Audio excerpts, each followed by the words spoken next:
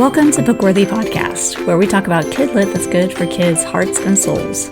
Kidlit ranges from birth to teens, so we have a lot of shelf space to cover. If you've followed Bookworthy for a short time or a long time, welcome. This week might sound familiar because we're on break preparing for the next season. But don't worry, we'll be doing some Play It Again episodes in the meantime to continue discovering great books together. New episodes will be coming soon. Happy reading! Hi there, today we're talking with Jared Michaud about his YA science fiction novel Bright Star. In that, I'm going to struggle with this. Energemetra 6, the epimyth begins.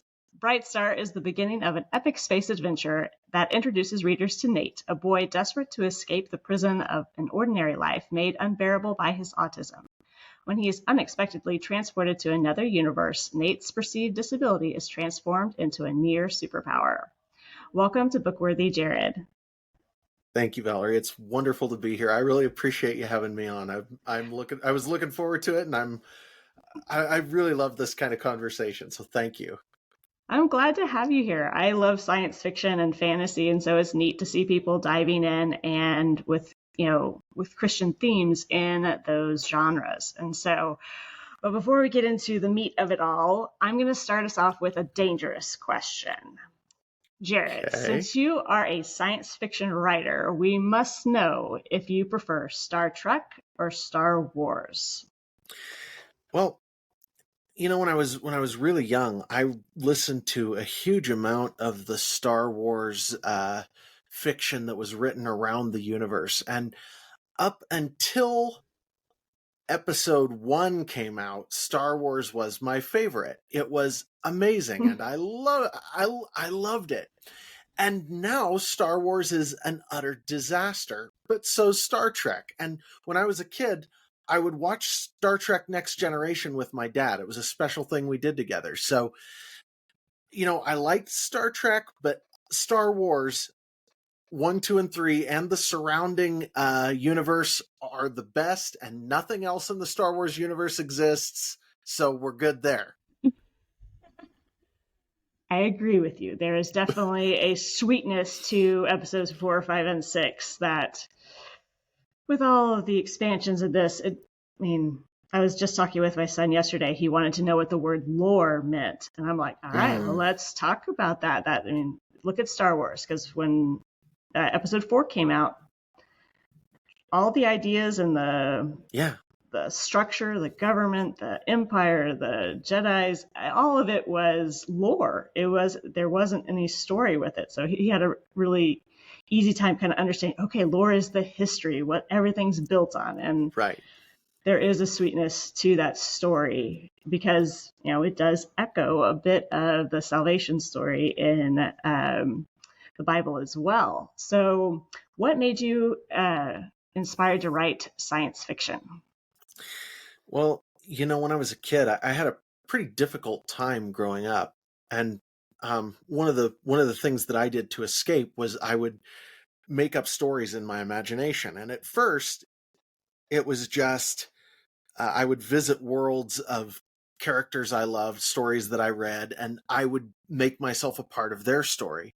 But then eventually I decided I needed my own story. And so I started coming up with a science fiction story in my head. And, as time went on, it developed more and more. But when I was 12 years old, I started writing the prologue to a book that would eventually be Bright Star. The prologue got to be over 200,000 words. I finished when I was about 16, and it was totally unpublishable. Nobody could ever read it. It was awful.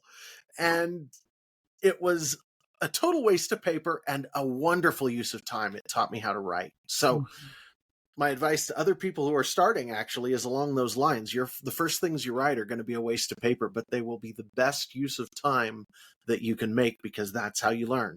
And so it was when I was a little kid that I started writing it, and I don't even know how to go deeper than that, Well, was there anything about space, in that itself that really inspired you to say, ooh, I want to go see other planets. I want to, learn more about the stars. Okay, so actually, the answer to this is a little weird, and it's going to tie into one of your later questions. But the way my brain works is kind of different from most people's. I'm wired differently from most people, and so I think very systemically about everything. And if I'm going to be in other people's worlds and I'm going to be bringing them into my world, then my world has to be in space because everything is encompassed by the universe, and we have to go out there to so that was sort of how that happened, I guess. And I always loved space stuff, so I don't know. There's sort of a visceral attraction there to me that's just kind of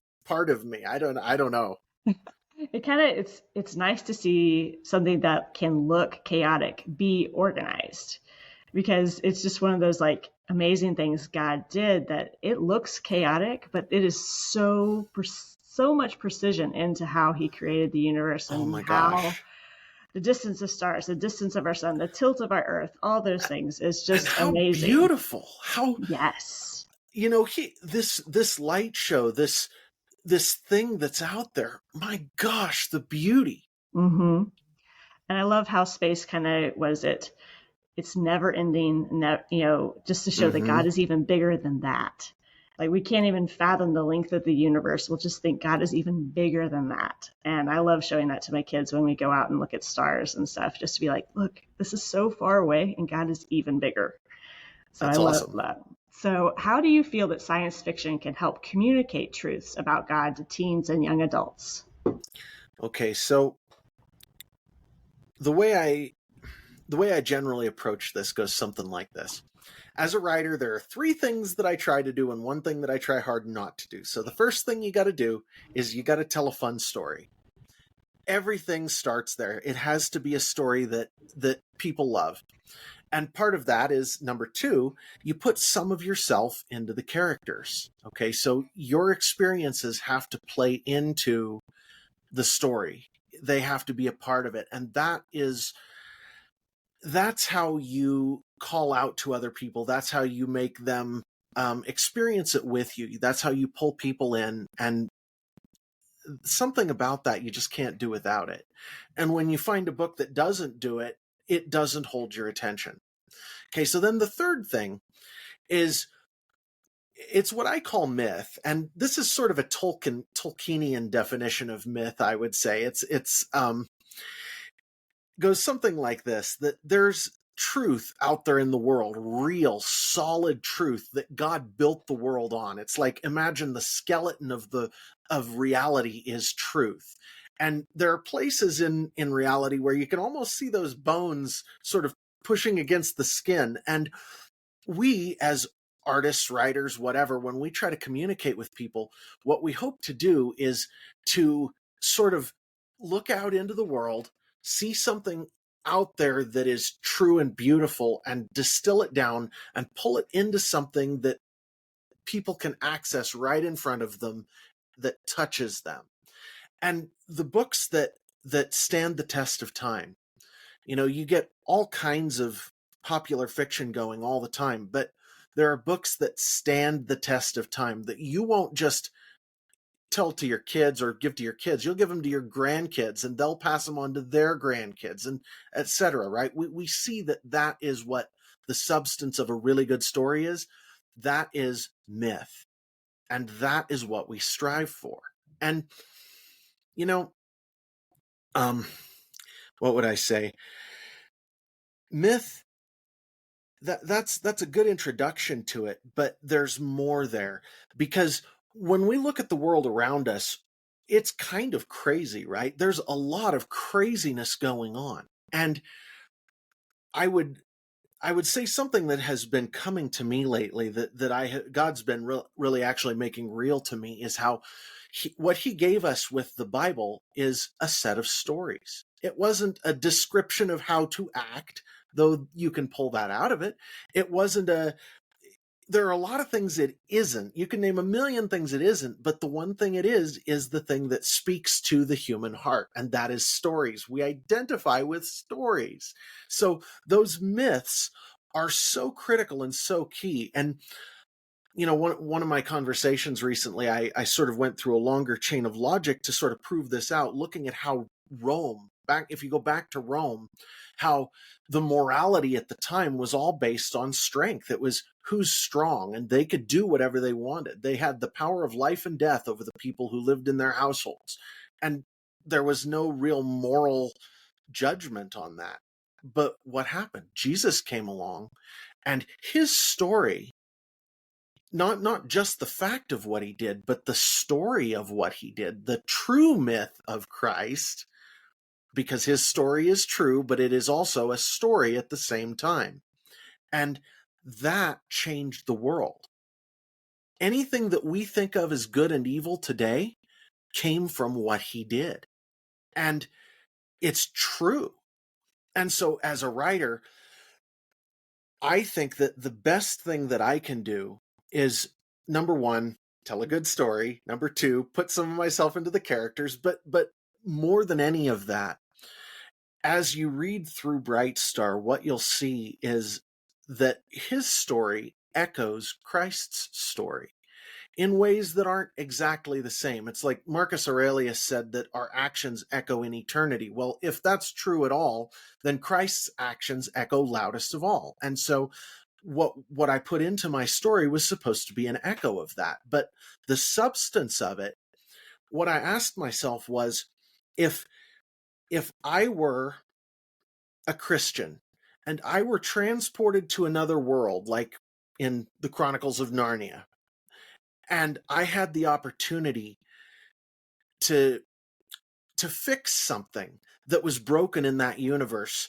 not sin, because Jesus did that. I don't have to fix I don't have to refix in another world what Jesus fixed. But instead, there's another problem in that world that came in at the beginning of the universe. But I'm a Christian, and it's my job to live that out. What's that story going to look like?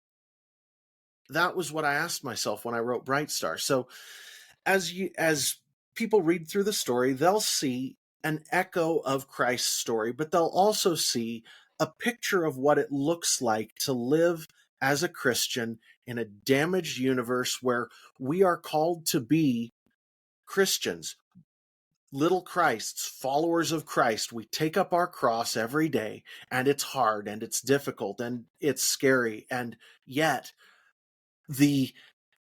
what we do has an impact that is just powerful. And so that is what I wanted to communicate through Bright Star. And I can't promise that I did it perfectly. I'm just a guy, but man, if I could aspire to anything, that would be it. That's really neat. I love that. I mean, I love fantasy and I love science fiction, and that it does, in a sense, take you out of our world, but the truths, like the skeleton you had mentioned, still remain. And because we can dive into them deeper because we know that everything else is mystery and not real, but the truths stick out that much more. Now, your main character, Nate, what was the inspiration behind making him autistic? Well, I have to admit, I got halfway through the book when I was writing it, and he wasn't. He was just a normal kid. And then I was praying, and I got this inspiration, and I'm like, do I really have to do that? And I'm like, okay, yeah, I really do have to do that, because autistic is a word for it, but really what it is we're each wired differently. God made us each to be a different part of the body to fulfill the role he made us for perfectly. We're not like anybody else. And some of us stick out more than others in different directions. Some of us are wired differently in a way that makes us abnormal, so that it's hard to even look normal. And then there's the environmental damage that comes in that can make people have these symptoms that are whatever. And wherever it comes from, whatever the source of it, I grew up not feeling like everybody else, not knowing, not being able to interact the same as everybody else exactly. You almost can't tell talking to me, but there was a time, this isn't a huge spoiler, but in the prologue of the book, Nate beats his head against the wall, right? And there was a time in my adult life when I did that. I remember doing that. I made a crater in the wall that was like a half an inch deep with my head because I was so, I don't even know how to put words to it, but I was, Overwhelmed.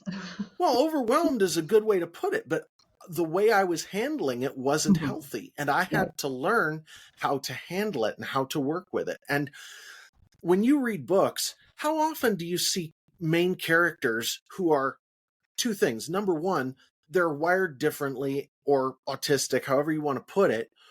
And at the same time, the whole book isn't some kind of exploration of and glorification of that. Right. Yeah. Because I don't see that. So what I wanted to do here was, and actually, to be honest, as an author, this was a bad move in some sense because most people are made uncomfortable by this stuff. Mhm. It isn't a comfortable thing for a lot of people.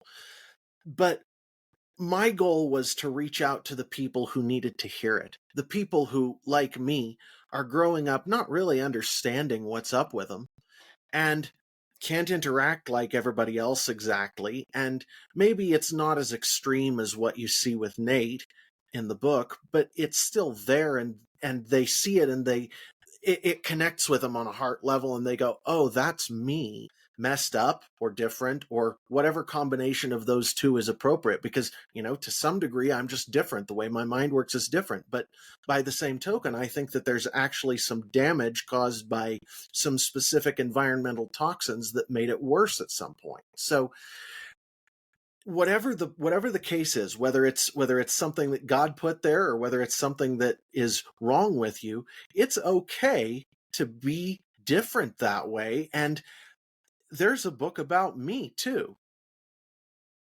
Yeah, I love that. There's been a trend in Christian fiction to have neurodivergent kids as part of, what is it?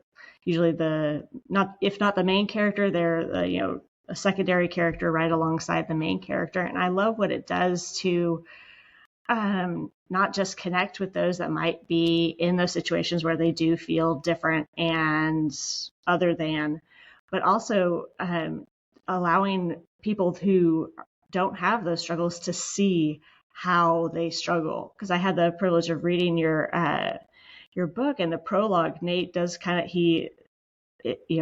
does, like you said, bang his head against the wall because of just some overwhelming sensations that he's getting. And Yeah. I have a kid that has sensor processing disorder, and kind of as we Mm-hmm. talked before, is sensor processing. Most autistic kids do have problems understanding sensory input, but not all SVD kids are autistic. And so it was Sure. really amazing just to sit there and read that and to be like, yes, I've been there. I've watched my kid struggle Yeah. with it being too loud, with it being too, overwhelming. And it was just neat to see. I don't know, it's kind of the first time I saw autism really being demonstrated in a book from the autistic person's character Yeah. and just what's going on in his own mind. Be like, no, I'm not stupid. I'm not this, but I can't communicate. And I think there is that big struggle inside. Well, that's still a daily thing for me where I actually, okay, as an example, some people think in words, some people think in pictures, right? That's a common dichotomy, except Mhm. that's not all there is. I think in connections. The base way my brain thinks is in how something is connected to something else. And because of that, I actually have a hard time putting new ideas into words because there's too much there. I Mhm. can't get it. I can't get it all to work together right without trying a few times and making it fit properly. And that's not always, but it's still like there are ways where that's the case. So I'm with you. And I have to admit, it was also a struggle for me because I didn't want to make this hard to read. Where Mhm. if on every page of the book the main character is struggling with this, it's going to get to be really hard to read the book because it's just painful. Mhm. But getting a taste of it, getting a flavor of it, and understanding what that character is looking back at and is trying to cope with, that I think actually helped the story in so many ways. So It really brought Nate, it made Nate real. like a real person that's struggling, because that's what we want in our books, is we want to travel alongside a character that's struggling just like we are, and to see them overcome, to see them face their struggles and be like, you know what, I can't accept this the way it is, but I've got to keep working on it. I still got to grow myself. I still got to work towards a goal, and those types of things. I think that's what really connects us with story, no matter whether the main character is, what is it, a hobbit that's too short to do anything, or if it's a person from another planet being inserted into another place. And so I think that is the beauty of story, that it does do a great job of just letting those that feel different, connecting us and bringing empathy. And I don't know, there's such power in stories that way. Absolutely. So fun. Okay, now I struggled a little bit with this word earlier, but the Energemetra 6. Tell us a little bit about that. What is that? Okay, so Energemetra 6 is the energy force that is used to build the universe, that underlies the universe that Nate is transported into at the beginning of the book. And the word was one that I actually invented when I was about 12 myself. And, I thought about trying to come up with a different word, but I couldn't do it. And I think it gives it flavor. So, it is what it is. But that energy field, I was looking for something, and this is sort of on the writer side. I was looking for something that could give me sort of a Star Wars feel, where there is a mysterious force in the universe that acts on things that can be interacted with by the characters. But I didn't want any kind of mystical, magical mumbo jumbo stuff that could be misinterpreted into being something that was somehow evil. All Energemetra 6 is just a tool. It's like gravity or any other law of physics. It's just part of the world. And I thought that was a good way to accomplish that. So that was sort of where that came from. I find it's a very interesting, concept, and it is a place, as a Christian writer, we do have to be careful, because drawing on other powers and that kind of thing can bring in kind of those new age ideas that distract from the Christian truths we're trying to communicate. And I think you did a great job of, like you said, making it a force of nature, like gravity, and rather than this, mystical thing out there. Because, we do know that God is out there, and he is unfathomable, and he is where we get our hope and our strength from. But it's not this force we can appease, like the Roman gods that you mentioned kind of earlier. And so it's that funky balance. And the other thing about it that's actually kind of cool is one of the things that I ended up doing. I can't say I pre-planned it, but it's like there are times when I was writing this where I'm like, oh, thank you, Lord. You gave me the opportunity to put a truth in here that's pretty cool. And one of those was that God has all the power in the universe. And if we had all the power in the universe, that still wouldn't change what we needed to do to accomplish doing the right thing.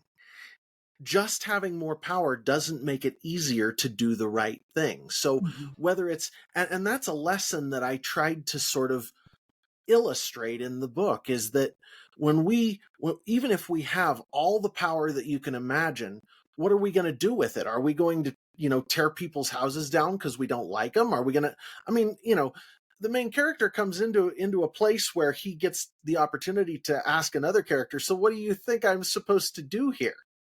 Right? It's like, I have all this power. What am I supposed to do with that exactly, do you think? And I thought that was a great way to illustrate that, right? It's like, what God wants of us is actually has more to do with relationship with other people and growing our own character than it does with accomplishing anything in the world, because he's got that. That's, that's handled. Right. Yeah, it's one of those just, was it just mysteries, in the sense that, God has done it all. There's nothing we can do, but he is constantly working on our hearts. And it's no matter what situation we're going to be in, he wants to have a relationship with us. He wants to continue to grow us in Christ likeness. And I think that every kid asks that question, what am I supposed to do with my life? Because Right. whether we have powers or not, that's like the ultimate question, what am I supposed to do? It's like, well, you're supposed to follow after Christ and based on his leading, glorify God.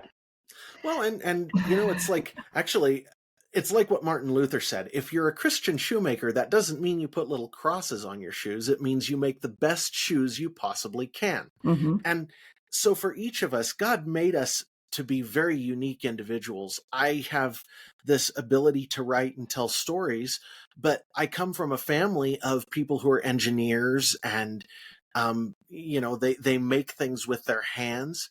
And the reality is none of us is better than another for these gifts we've been given. Instead, we are all necessary parts of the body. And so for any kid, what we're motivated to do, what we're supposed to do is different from other people, but God made us to do these things, whatever it is.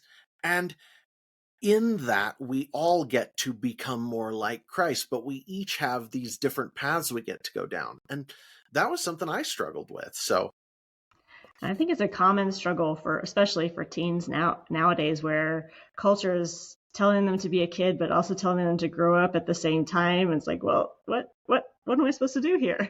And absolutely. I think stories that really allow kids to struggle along with the character that's facing the same questions, it gives them that time to understand their own selves just as much as they're understanding the characters in a story. So absolutely. Now, Jared, what has been the most impactful book in your life other than the Bible? Okay, I was about to go there. The most impactful one other than the Bible. That's actually a really hard one. I don't know if I can point to one. I really love The Great Divorce by C.S. Lewis. That one's been on my heart lately. But before that, when I was a kid, actually there were fiction books that were from some of the Chronicles of Narnia books were. Orson Scott Card's Ender's Game was one of those very early on that really hit me where I lived. It helped me to understand things better.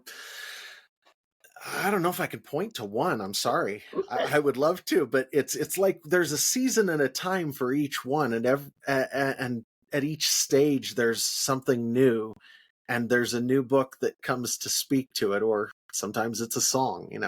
That's very true. I know.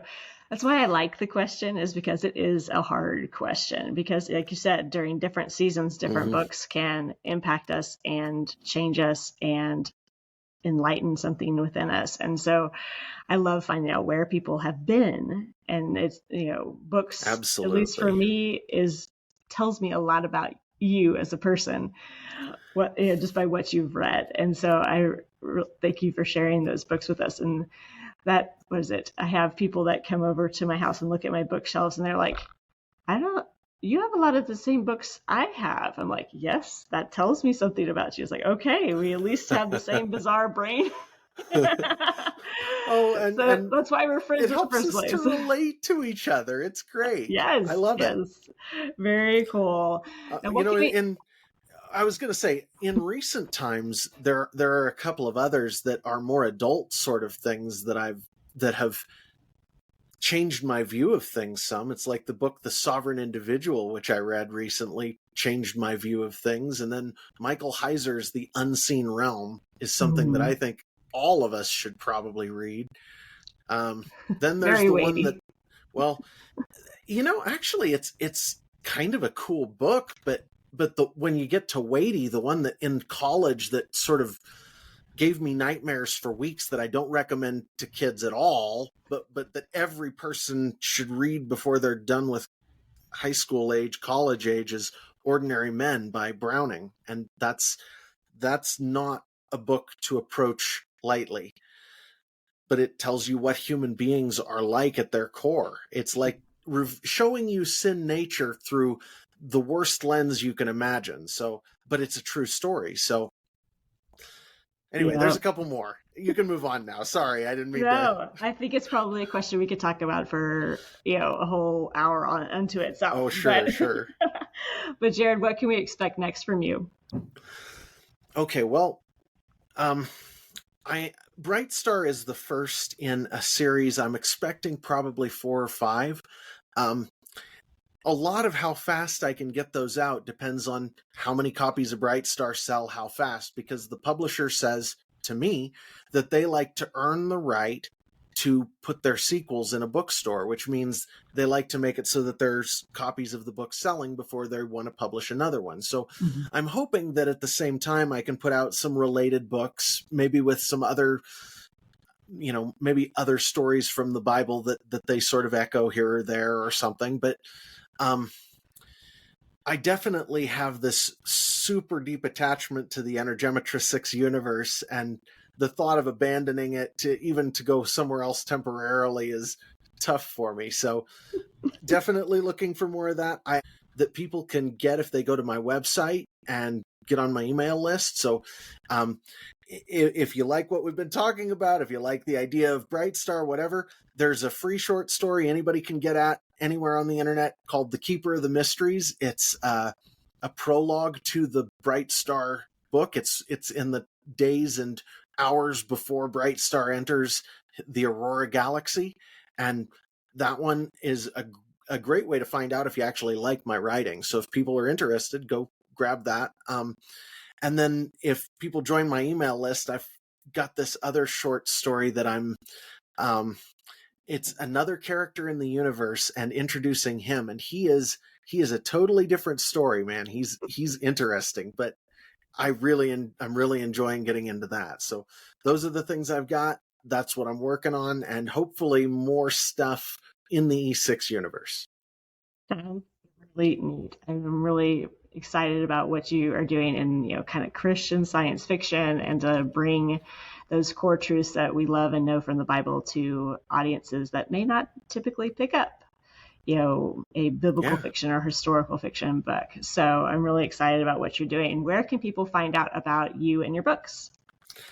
Okay, so if you're looking for Bright Star, you can buy it basically wherever you'd buy books. I highly recommend finding a small bookseller and buying it from them, because you want to support people who are local to you or who are smaller, and really genuinely, we all need to be doing that. But you can find it at whatever bookseller you would usually use. If you're interested in my stuff specifically, e6universe.com, the letter E, the number 6, universe.com is the website for the fiction. You can find me on X at Modern Apocrypha, and my more adult nonfiction stuff, which is actually a podcast right now, is online at modernapocrypha.com. I've got a lot of very interesting stuff like there, but fair warning, it's like all the truth that's outside the Overton window. So it's all the stuff that nobody's allowed to talk about in polite society.